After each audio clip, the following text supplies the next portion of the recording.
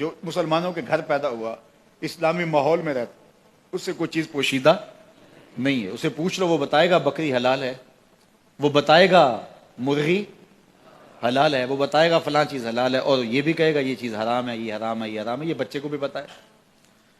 تو فرما ان الحلال بین و ان الحرام، حلال بھی واضح اور حرام بھی واضح، اور اس کے درمیان کچھ شبہ والی چیزیں. کچھ چیزیں واضح ہیں کہ یہ حلال ہے، کچھ چیزیں واضح ہیں کہ یہ، درمیان میں کچھ چیزیں ہیں کہ جس میں کوئی شبہ ہے. زیادہ لوگ نہیں جانتے، انہیں علماء ہی جانتے ہیں. کسی نے کہا کہ یار یہ پتہ نہیں حلال ہے، کسی نے کہا پتہ نہیں حرام ہے. اب سنو، ضابطہ میرے حضور نے بیان کیا. جس نے اپنے آپ کو شبہ والی چیزوں سے بچا لیا، جو شبہ والی چیزوں سے بچ گیا، اس نے اپنا دین بھی بچا لیا، اپنی عزت بھی بچا لی. آپ کو یہ یقین ہے کہ یہ کھانا جو پکا ہے بالکل ٹھیک ہے، صحت افزا ہے، تو آپ اس کو رغبت سے لے لیتے ہیں. اور ایک کھانے کا پتہ ہے کہ یہ انتہائی خراب ہے اور مضر صحت ہے، تو آپ اس کو بالکل ہاتھ نہیں لگاتے. اور ایک کے بارے میں آپ کو شک ہے، پتہ نہیں صحیح ہے کہ پتہ نہیں خراب ہے، تو کبھی بھی اپنی صحت کا خیال رکھنے والا اس مشکوک کھانے کو نہیں کھائے گا.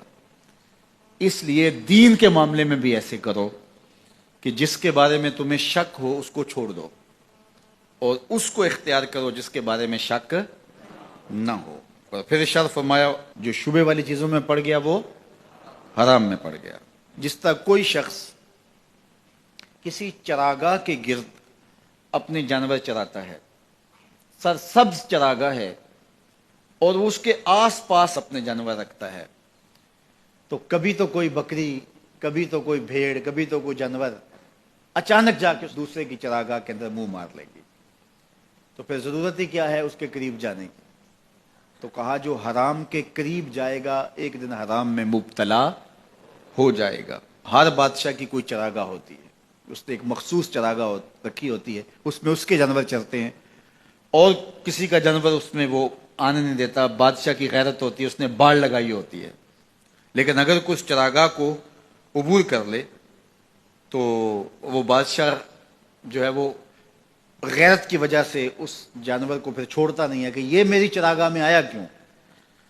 تو فرمایا اللہ کی چراگاہ خاص اس کی حرام کردہ چیزیں، وہ گوارا نہیں کرتا کہ کوئی حرام میں مبتلا ہو.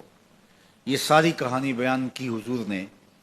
پھر اس کے بعد حضور نے اس کو مزید خلاصے کے طور پہ مختصراً بیان فرمایا. میرے جان و دل حضور پہ قربان. کائنات میں ایسا فصیح نہیں ہوا کوئی جیسے میرے حضور فصیح ہیں. یعنی جو حدیث نور آپ نے پڑھی، اس کا ایک ایک حرف واضح ہے، ایک ایک لفظ روشنی دے رہا ہے، اور یہ منزل نواز حدیث ہے.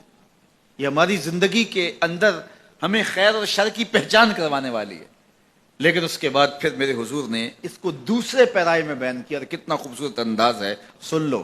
انسان کے جسم کے اندر گوشت کا ایک ٹکڑا ہے، جب وہ صحیح ہو جائے تو پورا جسم صحیح ہو جاتا ہے، اور جب وہ خراب ہو جائے تو پورا جسم خراب ہو جاتا ہے. الا وہی القلب، گوشت کے اس ٹکڑے کا نام دل ہے.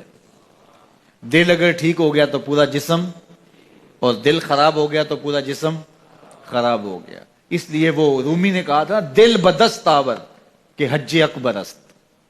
دل کو قابو میں لیا، یہ حج اکبر ہے. وہاں تو پھیرے کاٹے لیکن تیرا دل کہیں اور تھا، تو کہا نہیں، دل بدست آور کہ حج اکبر است، از ہزاراں کعبہ یک دل بہتر است. کہا کہ 1000 کعبے سے ایک دل بہتر ہے. کیوں؟ کعبہ بن گاہے خلیل اطہر است. کعبہ حضرت ابراہیم کی گزرگاہ ہے، دل گزرگاہ جلیل اکبر است، اور دل رب جلیل کی گزرگاہ ہے. اور اقبال بولا خود ہی کا نشیمن تیرے دل میں ہے، خود ہی کا نشیمن تیرے دل میں ہے. اتنی بڑی کائنات چھوٹے سے دل میں کیسے آ گئی؟ اقبال نے کہا میں بات دلیل سے کر رہا ہوں. خود ہی کا نشیمن تیرے دل میں ہے، فلک جس طرح آنکھ کے تل میں ہے. اس لیے اس کا کنٹرول کر لینا، اس کا قابو میں کرنا. تو میرے حضور نے فرمایا کہ اپنے دل کو قابو میں کر لو.